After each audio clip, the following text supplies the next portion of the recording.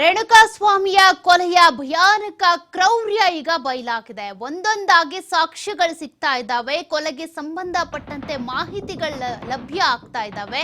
ಅದರ ಮಧ್ಯದಲ್ಲೇ ಈ ಕ್ರೌರ್ಯ ಕೂಡ ಬಯಲಾಗಿದೆ. ಹೇಗೆ ಕೊಲೆ ಮಾಡಿದ್ರು, ಪೋಸ್ಟ್ ಮಾರ್ಟಮ್ ಬಿಚ್ಚಿಟ್ಟಿದೆ ರೇಣುಕಾಸ್ವಾಮಿ ಕೊಲೆ ರಹಸ್ಯ. ಪೋಸ್ಟ್ ಮಾರ್ಟಮ್ ರಿಪೋರ್ಟ್ ನಲ್ಲಿ ಈಗ ರೇಣುಕಾಸ್ವಾಮಿಯನ್ನ ಹೇಗೆ ಕೊಲೆ ಮಾಡಲಾಗಿದೆ ಅನ್ನುವಂತ ರಹಸ್ಯ ಬಯಲಾಗಿದೆ.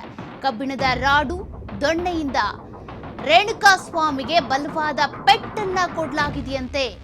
ಪೋಸ್ಟ್ ಮಾರ್ಟಮ್ ರಿಪೋರ್ಟ್ ನಲ್ಲಿ ಬಯಲಾಗಿರುವಂತಹ ಅಂಶಗಳಿವು. ಸಾಯುವ ಮುನ್ನ 4 ಬಾರಿ ಕರೆಂಟ್ ಶಾಕ್ ಅನ್ನ ಕೊಟ್ಟಿದ್ರಂತೆ ಕ್ರೂರಿಗಳು.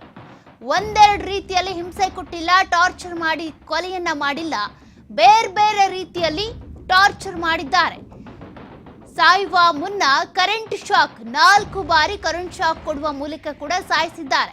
ರೇಣುಕಾಸ್ವಾಮಿ ದೇಹದ ಮೇಲೆ 30ಕ್ಕೂ ಅಧಿಕ ಗಾಯಗಳು ಪತ್ತೆಯಾಗಿದ್ದಾವೆ. ಮರಣೋತ್ತರ ಪರೀಕ್ಷೆಯ ವರದಿ ಬಂದ ಬಳಿಕ ಆ ವರದಿಯಲ್ಲಿ ಇರುವಂತಹ ಅಂಶಗಳು ಈಗ ಈ ಕೊಲೆ ಹೇಗಾಗಿದೆ ಅನ್ನುವಂಥದ್ದನ್ನ ಹೇಳ್ತಾ ಇದ್ದಾವೆ. ತೀವ್ರ ರಕ್ತಸ್ರಾವದಿಂದ ರೇಣುಕಾಸ್ವಾಮಿ ಸಾವನ್ನಪ್ಪಿರೋದು ಈಗ ದೃಢವಾಗಿದೆ. ಕರೆಂಟ್ ಶಾಕ್ ಕೊಡಲಾಗಿದೆ. ಮೃತ ದೇಹದ ಮೇಲೆ 30ಕ್ಕೂ ಹೆಚ್ಚು ಕಲೆಗಳು ಕೂಡ, ಗಾಯದ ಗುರುತುಗಳು ಪತ್ತೆಯಾಗಿದ್ದಾವೆ. ವಿಧವಾಗಿ ಹಿಂಸೆ ಕೊಟ್ಟು ಕ್ರೂರಿಗಳು ರೇಣುಕಾಸ್ವಾಮಿಯನ್ನ ಕೊಲೆ ಮಾಡಿದ್ದಾರೆ. ಕೊನೆಗೆ ರಕ್ತಸ್ರಾವದಿಂದ ರೇಣುಕಾಸ್ವಾಮಿ ಸಾವನ್ನಪ್ಪಿದ್ದಾರೆ ಅನ್ನೋದು ಕೂಡ ಈಗಾಗಲೇ ದೃಢವಾಗಿದೆ. ರೇಣುಕಾಸ್ವಾಮಿಯ ಕೊಲೆಯ ಕ್ರೌರ್ಯ ಏನಿದೆ ಅದು ಈಗ ರೇಣುಕಾಸ್ವಾಮಿ ಮೃತದೇಹದ ಮರಣೋತ್ತರ ಪರೀಕ್ಷೆಯ ಬಳಿಕ ಬಂದಂತಹ ವರದಿಯಲ್ಲಿ ಗೊತ್ತಾಗ್ತಾ ಇರುವಂತದ್ದು.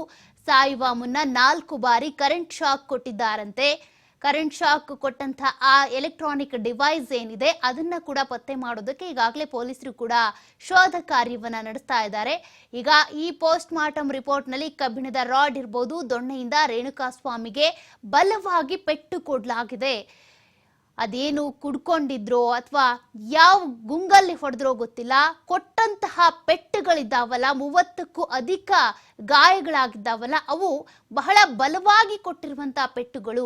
ಮರ್ಮಾಂಗ ಇರ್ಬೋದು, ಅದೇ ರೀತಿಯಾಗಿ ಎದೆಯ ಎಡಭಾಗದ ರಿಬ್ ಇರ್ಬೋದು, ಕಟ್ಟಾಗೋ ರೀತಿಯಾಗಿ ಎಡಭಾಗದ ರಿಬ್ ಕಟ್ಟಾಗಿದೆ. ಮತ್ತೆ ಮೂಗು ಕೂಡ ಬಿಚ್ಕೊಂಡಿದೆ. ಫೇಸ್ ಅಲ್ಲಿ ಇರುವಂತ ನರಗಳೆಲ್ಲ ಒಂದ್ ರೀತಿಯಾಗಿ ಬಲವಾಗಿ ಪೆಟ್ಟನ್ನ ತಿಂದಿವೆ ಅಂತಂದ್ರೆ ಪ್ರಬಲವಾಗಿ ಹೊಡೆತವನ್ನ ಕೊಡಲಾಗಿದೆ. ಅದು ಕಬ್ಬಿಣದ ರಾಡ್ ಮತ್ತೆ ದೊಣ್ಣೆಯಿಂದ ತಿಳಿಸಿದ್ದಾರೆ. ಈ ರೀಪೀಸ್ಗಳು ಕೂಡ ಈಗಾಗಲೇ ಪತ್ತೆಯಾಗಿದ್ದಾವೆ. ಸಾಕ್ಷ್ಯಾಧಾರಗಳನ್ನ ಇಟ್ಕೊಂಡು ತನಿಖೆ ಶುರು ಮಾಡಿದ್ದಾರೆ. ಪೋಸ್ಟ್ ಮಾರ್ಟಮ್ ರಿಪೋರ್ಟ್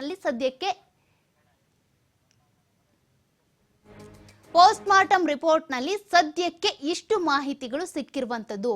ಅಂದ್ರೆ ಹೇಗೆ ಥಳಿಸಿದ್ರು, ಹೇಗೆ ಹಲ್ಲೆ ಮಾಡಿದ್ರು, ಯಾವ್ಯಾವ ಭಾಗಕ್ಕೆ ಏಟ್ ಬಿದ್ದಿದೆ, 30ಕ್ಕೂ ಅಧಿಕ ಗಾಯಗಳಾಗಿದ್ದಾವಲ್ಲ, ಯಾವ್ಯಾವ ವೆಪನ್ಗಳನ್ನ ಬಳಸ್ಕೊಂಡಿದ್ರು ಅದರ ಬಗ್ಗೆ ಕೂಡ ಮಾಹಿತಿ ಲಭ್ಯವಾಗಿರುವಂಥದ್ದು. ಅಂದ್ರೆ ಯಾವ ರೀತಿ ಕ್ರೌರ್ಯವನ್ನ ಮೆರೆದಿದ್ದಾರೆ ಹಲ್ಲೆ ಮಾಡುವಂತ ಸಂದರ್ಭದಲ್ಲಿ.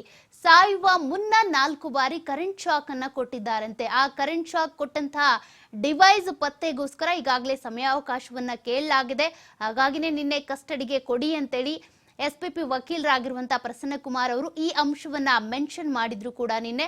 ಹಾಗಾಗಿನೇ ಈಗ ಮತ್ತೆ ಕಸ್ಟಡಿಗೆ ಕೊಡಲಾಗಿದೆ. ಈಗ ಸ್ಥಳ ಮಹಜರಿಗೆ ಕೂಡ ಪೊಲೀಸರು ಮುಂದಾಗಿದ್ದಾರೆ. ಯಾವ್ಯಾವ ಸ್ಥಳಗಳಲ್ಲಿ ಏನೇನು ಸಾಕ್ಷ್ಯಾಧಾರಗಳು ಸಿಗುತ್ತೆ ಅಂತ ಪೊಲೀಸರು ಮಾಹಿತಿಯನ್ನ ಕಲೆ ಹಾಕ್ತಾ ಇದ್ದಾರೆ.